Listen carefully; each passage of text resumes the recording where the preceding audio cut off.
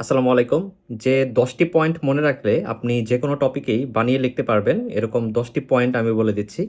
এটা রচনা, focus writing, paragraph অথবা হতে পারে যে আপনি যেকোনো বিষয় যদি বানিয়ে বলতে বলা হয়, তখন এই পয়েন্টগুলো হচ্ছে আপনার মাথায় নতুন, নতুন আইডিয়া জেনারেট করবে। তো ১০ টা পয়েন্ট কি, কি, হ্যাঁ? তার আগে বলে দেই, আমি হচ্ছে একটা গ্রুপ ওপেন করেছি যেখানে হচ্ছে আমার বিভিন্ন নোট খাতার বিভিন্ন পয়েন্টের ছবি আমি ওগুলা রেগুলার পোস্ট করে থাকি। আপনারা কমেন্টে হচ্ছে লিঙ্কটা পেয়ে যাবেন, আপনারা জয়েন হয়ে নিবেন।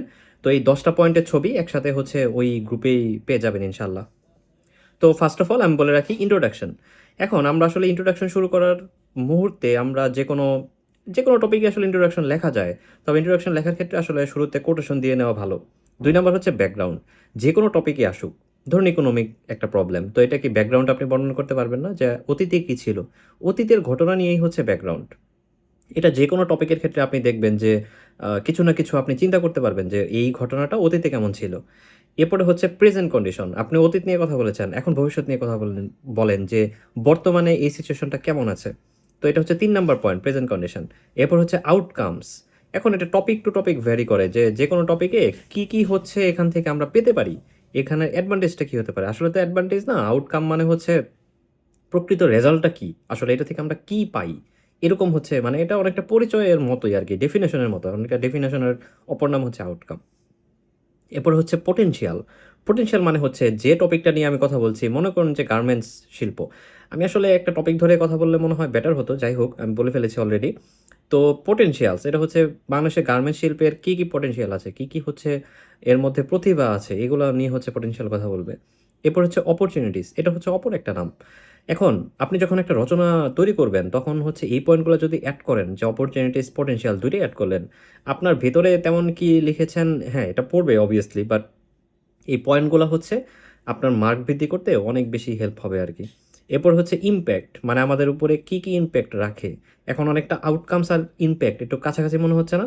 কিন্তু না, ইমপ্যাক্ট হচ্ছে মোর অফ সোসাইটিতে এটা আমরা কি ভূমিকা পালন করে অথবা মানুষের উপরে কি ভূমিকা পালন করে। আর আউটকাম মানে হচ্ছে যেকোনো ধরনের কথা। এটা হতে পারে যে পজিটিভ, নেগেটিভ যেকোনো কিছুই হতে পারে। এরপর হচ্ছে চ্যালেঞ্জেস। এটা আপনারা খুব ভালোই পারেন অ্যান্ড প্রত্যেকটা টপিকেই এই টপিক মানে এই পয়েন্টটা থাকা উচিত। এটা আসলে সবারই ধারণা থাকা উচিত যে কি চ্যালেঞ্জ আমরা ফেস করি, কোনো একটা টপিকে কি প্রবলেম হয়, সেটা কিভাবে ওভারকাম করতে হয়। এগুলা হচ্ছে প্রসেস, হ্যাঁ? এরপর হচ্ছে ডিমেরিট আর হচ্ছে মেরিট। এইটা খুব ভালোই পারবো আমরা, কোনটা সুবিধা এবং অসুবিধা। এটা ছোট থেকেই হচ্ছে আমরা বানিয়ে লিখে অভ্যস্ত যে মেরিট এবং ডিমেরিট হচ্ছে ইচ্ছামতো বানানো সম্ভব। এরপরে হচ্ছে পাথ ফরওয়ার্ড। খুবই ইম্পোর্টেন্ট, আমি বলে দেই। প্রত্যেকটা ফোকাস রাইটিংয়ের অথবা রচনাতে কয়েকটা পয়েন্ট লাস্টে অবশ্যই দিতে হবে। সেটা হচ্ছে পাথ ফরওয়ার্ড। মানে হচ্ছে আমরা আপকামিং ইয়ার্সে কিভাবে হচ্ছে এই সেক্টরটা দেখতে চাই। ফর এক্সাম্পল গার্মেন্ট শিল্প। তো গার্মেন্ট শিল্পের পাথ ফরওয়ার্ডটা কেমন হবে? সামনে আমরা কেমন আশাবাদী?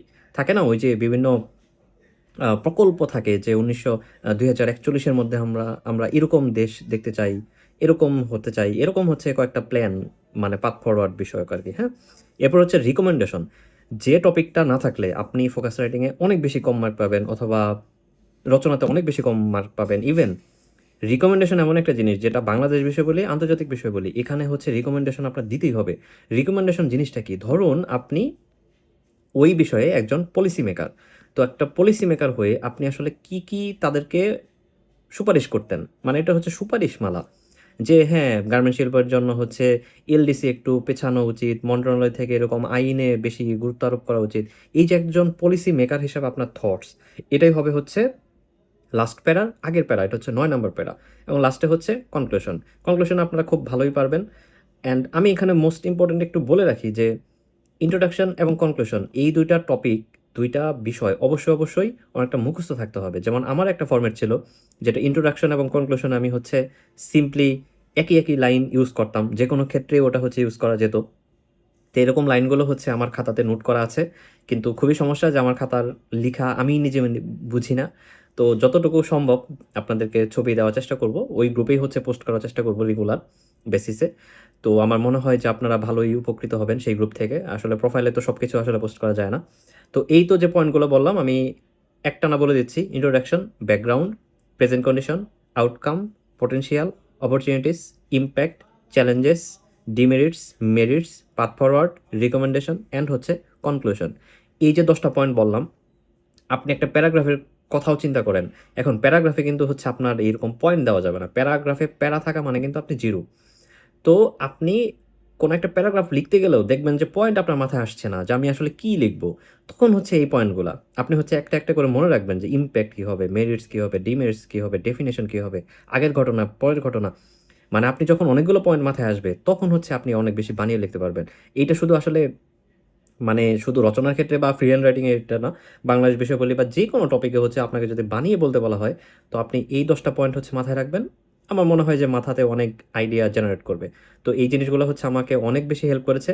অ্যান্ড আমি এটা কিভাবে গুছিয়েছি বা কোথায় পেলাম, আমি কি নিজেই বানিয়েছি কিনা? না। আমি হচ্ছে ইঞ্জিনিয়ারিং বিসিএস কেয়ার এখানে যে বেস্ট খাতাগুলো থাকতো, ওই খাতাগুলো আমি দেখতাম। এটা হচ্ছে অনেক স্টুডেন্ট এই টেকনিকটা এপ্লাই করেছিল।